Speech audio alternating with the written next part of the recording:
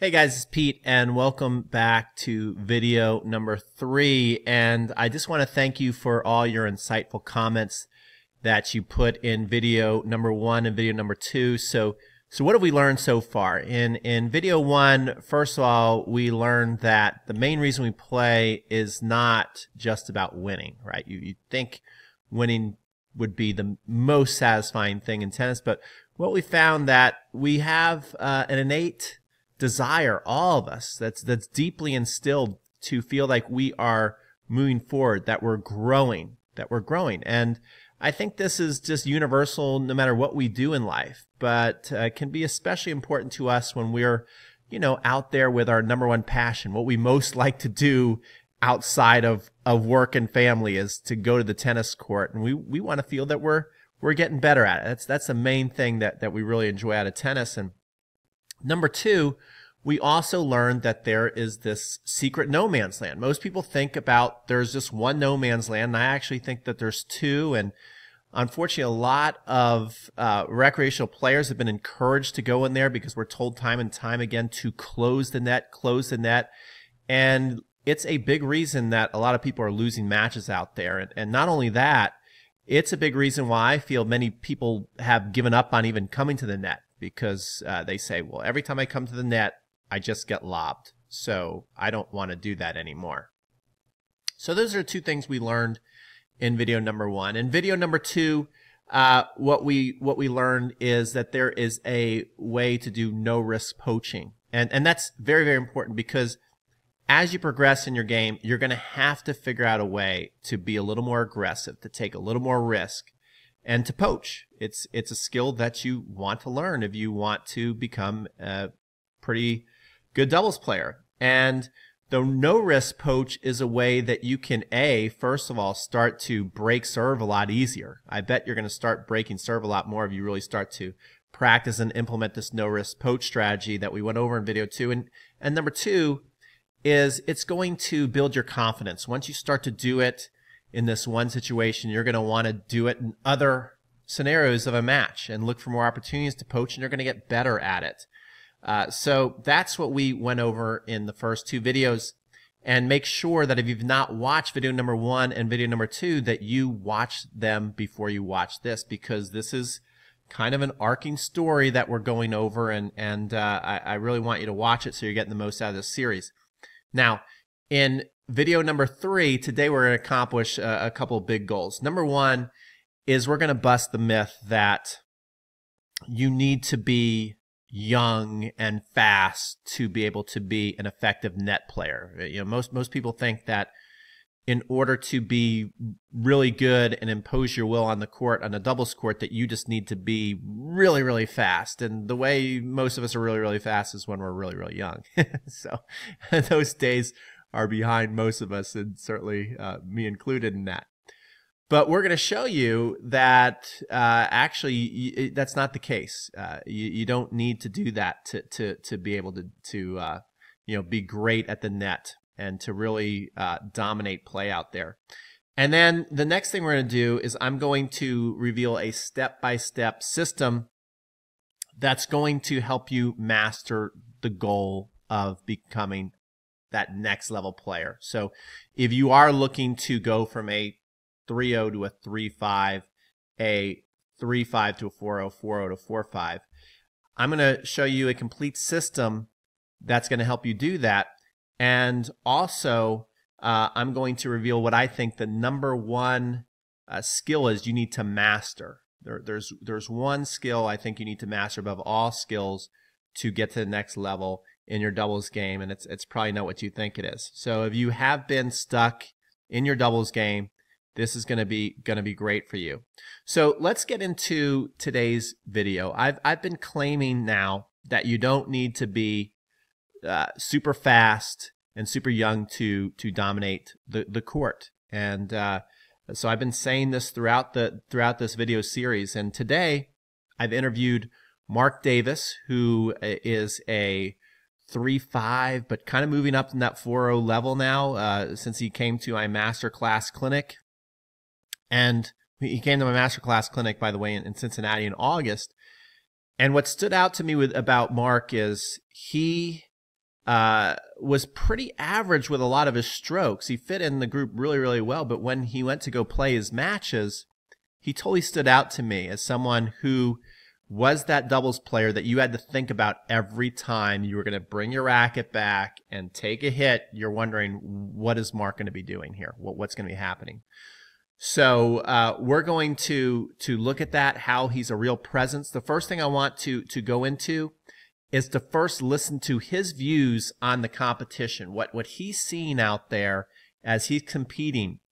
And I think that it rings very true. I've been playing and coaching for 35 plus years now. And when he said this, I'm like, yeah, that's pretty much everybody I see out there playing recreational tennis.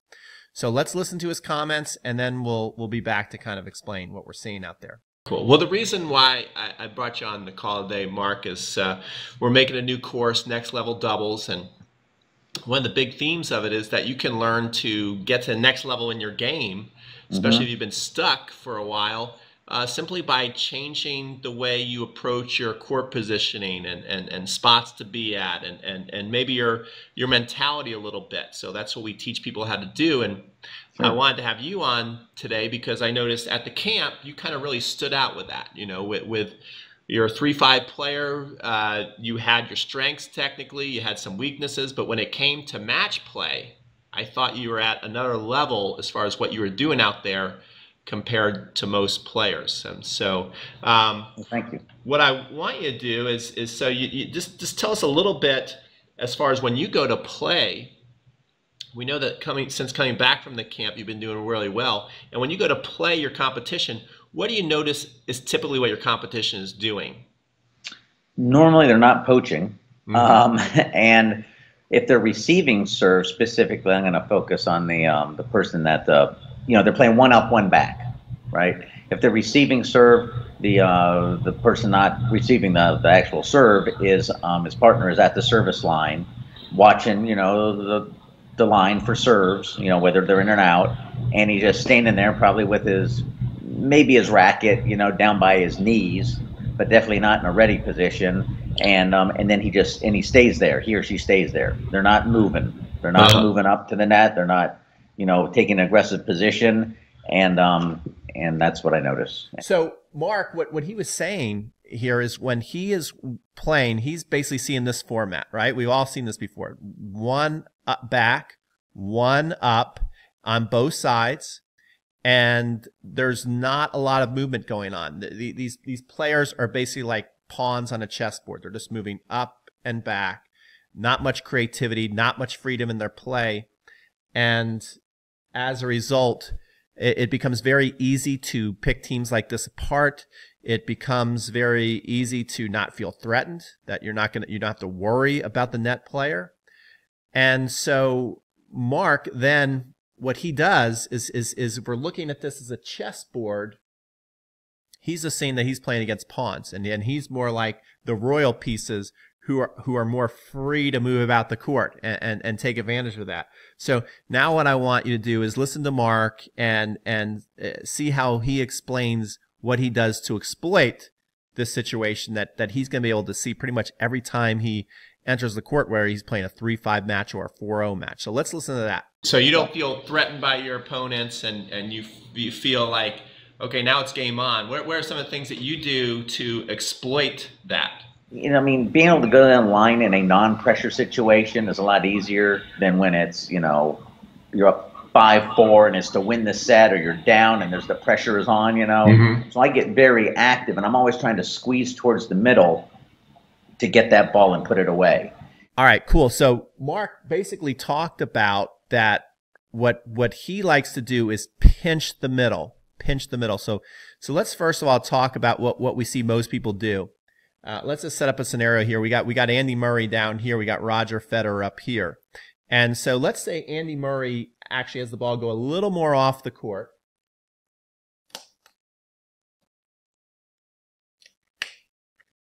Right there. So Andy's running towards the doubles alley. And what you're going to find that Roger does, if he's most recreational players, is he's going to really cover the line, because you're taught to cover the line. So Roger's hanging out way over there. Now, he's doing a good job of covering his line, not going to get passed down the line. But what he's doing now is he's really leaving a wide open cross court so that he's not a threat. So what Mark would like to do is talking about pitching the middle.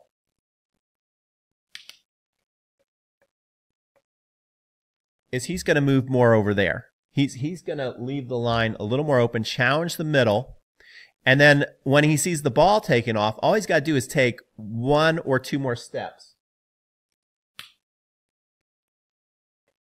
And now what we can see is that the ball becomes almost, it's really, really hard to get to Serena back there. Very, very difficult. See that? Very, very difficult. It's right in the line of play of Sir Roger there. And Mark says he doesn't mind getting past down the line some. That does not mind that. That does not bother him because he'd much rather dominate the middle of the court. Okay, and so, but he also mentioned that, you know, he just doesn't do it willy-nilly. He just doesn't poach on every single ball. He does it very strategically. And this is something that is an art form that you have to learn, that we're going to be teaching in next level doubles, because I think we've all played with both players, the kind of player that this will hang out here in the alley and not move and is not a threat. And then the other type of player who's, you know, wanting to be aggressive, wanting to be a playmaker, you know, maybe wanting to do the right thing, and they just end up poaching at the wrong time all the time. And it just, not only does it not win matches, it really kind of irritates your partner to when you're constantly jumping in front of them at the wrong time. So we don't want you doing that. So I wanted to show you this because I wanted to prepare you for video number 4. And that is, we're going to show you a complete system. I'm going to reveal a complete system that's dedicated to helping you get to that next level in your game, going from the 3-5 to the 4-0 and the 4-0 to the 4-5. And we're going to get into more detail on that into video 4. But I just want you to know that in the next video and throughout the course, I answer every burning question you've had as a doubles player. Because earlier in the year, about over 6 months ago, I sent out a survey to ask you guys what your #1 challenge was as a doubles player. And we got hundreds of responses, and you may have thought I forgot about that survey because we're now releasing it here at the end of the year, but I wanted to make sure that I answered every single question in detail for you guys. And I also wanted to make sure that I was able to give you what I thought was the #1 skill you have to master, to teach you how to master the #1 skill that I think you need to become a really competent doubles player. And when you get this, it's very easy to go from a 3-5 to a 4-0, 4-0, 4-5. Not hard at all. And so it took me 6 months to build this course. And the way we did is I wanted to make this engaging and impactful. So there's 5 learning tools that I have that you could access in this course. And so #1 was the boardroom tutorials. So what we did is using the board just like we have here. I basically want you to think of this as a chessboard, and these are the chess pieces. And so we're showing you how to move about the board more dynamically, more effectively. And so we use the board for that.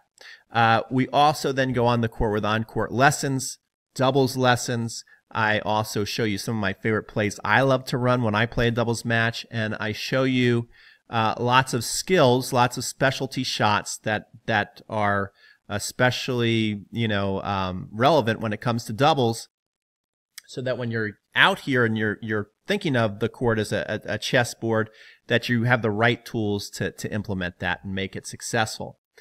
Then we also have an audio lesson in there for you. It's called The Ride, and I'm really proud of it because it's something that you can basically put in the car as you're going to your match and listen to it with your partner or before you meet your partner and share with them.